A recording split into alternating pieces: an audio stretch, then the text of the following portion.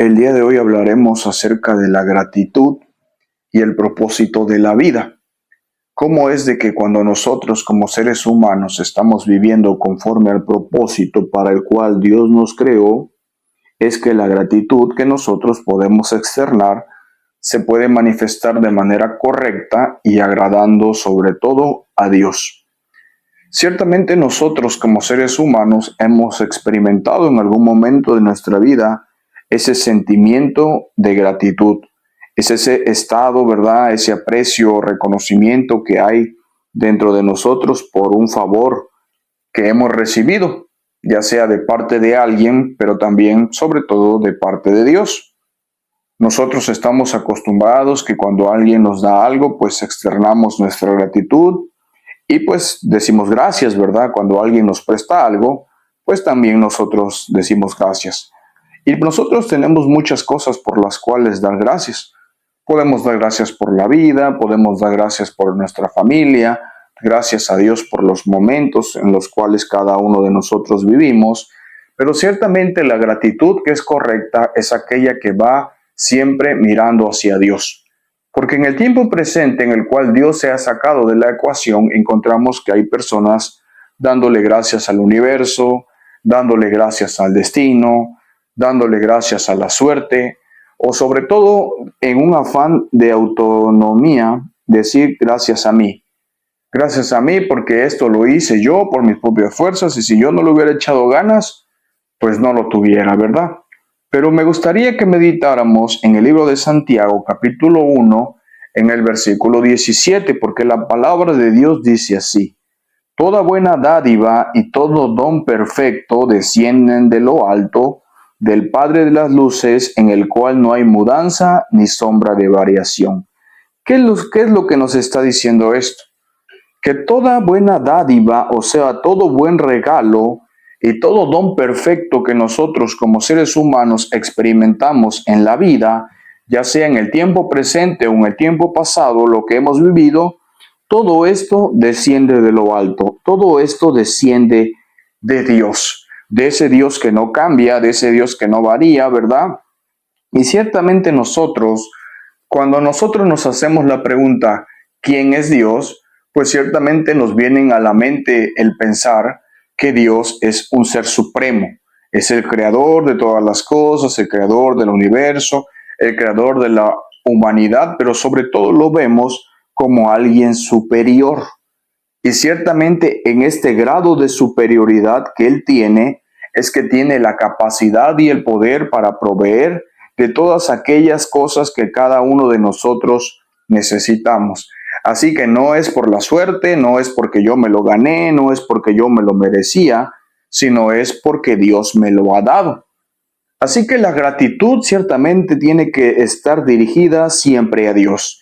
Y si la gratitud que yo externo no está dirigiéndose a Dios, entonces estoy equivocado, no he logrado entender el valor de la presencia de Dios, no solamente como creador, sino también como el dueño de todas las cosas. Porque ciertamente Dios está presente en la ecuación. Pero la pregunta sería, ¿por qué Dios me da ciertas cosas? Pues nosotros primeramente pudiéramos definir que Dios no las da porque Él es bueno. Y al ser bueno en su bondad, pues da sobre buenos y sobre malos, ¿verdad? También podríamos nosotros definir que Dios es amor. Y al ser un Dios de amor, en su amor, Él lo que hace es que nos da muchas cosas. También podríamos decir que es un Dios misericordioso y todo cuanto describe a sus atributos podemos encontrar que Él está siempre cuidando de cada uno de nosotros y es por eso que es necesario que nosotros tengamos que ser agradecidos. Pero tendríamos que entender realmente cuál es el propósito por el cual estamos aquí para que podamos realmente discernir la gratitud correcta que Dios espera de cada uno de nosotros. Porque ciertamente la palabra de Dios nos enseña, cuando estudiamos el primer libro de la Biblia, que es el Génesis, que Dios creó todas las cosas. Y en el sexto día lo que hace es que crea a los animales y también crea al hombre. Ahora bien, a diferencia de los animales, nosotros tenemos esta capacidad que es la conciencia. también tenemos esta capacidad que es el razonamiento. La palabra de Dios dice que cuando Dios creó, sopló su espíritu en el hombre y ciertamente nos creó a nosotros a su imagen. Así que nosotros somos diferentes a la figura, pues, de los animales. Pero ¿hasta qué punto nosotros debemos entender y comprender la distinción que tenemos como creación de Dios en diferencia de los animales? Porque ciertamente somos diferentes, aunque pudiéramos tener algunas similitudes, como en los sistemas, como en la sangre, o respirar oxígeno, o en las manos, o el caminar, como también los hacen los animales. Ciertamente Dios puso la conciencia en cada uno de nosotros, los seres humanos, y eso es lo que nos hace diferente a los seres humanos. Y Dios nos crea a nosotros con un propósito. ¿Cuál es el propósito para el cual Dios nos creó? Cuando nosotros leemos en la palabra de Dios, en el libro de Génesis, en el capítulo 12, en el capítulo 1, versículo 27 y 28, dice la palabra de Dios: y creó Dios al hombre a su imagen, a imagen de Dios lo creó, varón y hembra los creó. Y los bendijo Dios y les dijo: fructificad y multiplicaos, llenad la tierra y sojuzgadla y señoread en los peces del mar, en las aves de los cielos y en todas las bestias que se mueven sobre la tierra. Encontramos que el propósito para el cual Dios crea al hombre es para reinar sobre la creación. Dios pone al hombre como rey para que sojuzgue sobre la creación, para que señoree sobre ella, sobre los animales y sobre todas las cosas las cuales él había creado. Pero también Dios crea al hombre con el propósito de que sea el portador de su imagen. Porque la palabra de Dios dice: creó Dios al hombre a su imagen. A imagen de Dios lo creó. Y cuando nosotros leemos en el libro de Efesios, en la carta de Efesios, en el capítulo 1, dice la palabra de Dios que nosotros fuimos creados para la gloria de Dios, para glorificar a Dios en todos los aspectos de nuestra vida.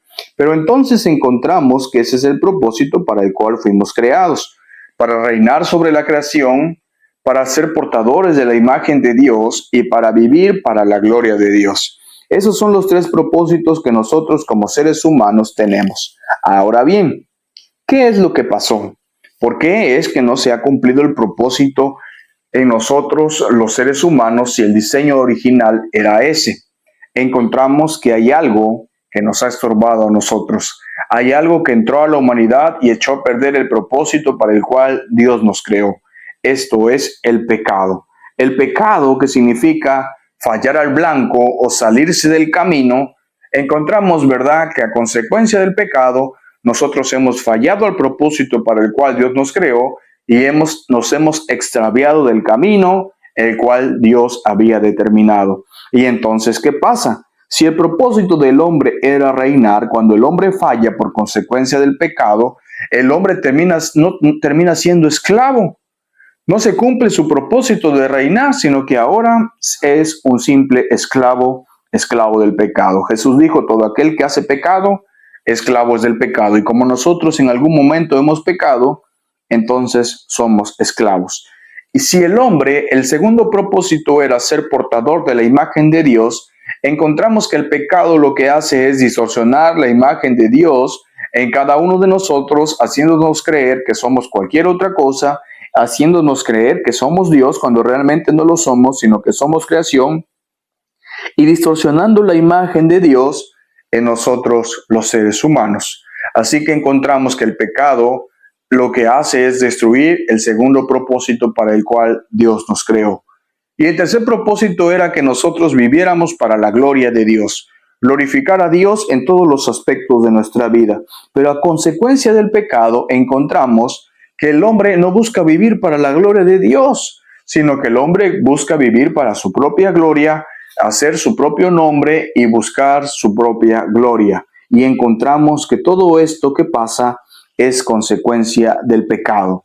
Así que el pecado lo que trajo es destrucción, arruinó el propósito para el cual Dios nos ha creado. Y entonces nosotros encontramos que el propósito para el cual Dios nos crea ha fallado. Y ha fallado no por consecuencia de Dios, sino por la libertad que Dios nos ha dado a cada uno de nosotros. Y entonces pasamos a ser, pues, similares a los animales. ¿Por qué?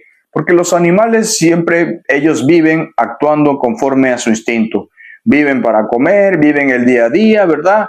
Pero sin tener presente el mal en sus vidas, porque no hay conciencia en su vida, en su cuerpo. Y en cambio nosotros como seres humanos, aunque la hay, lo que el pecado hace es que destruye el propósito para el cual Dios nos creó.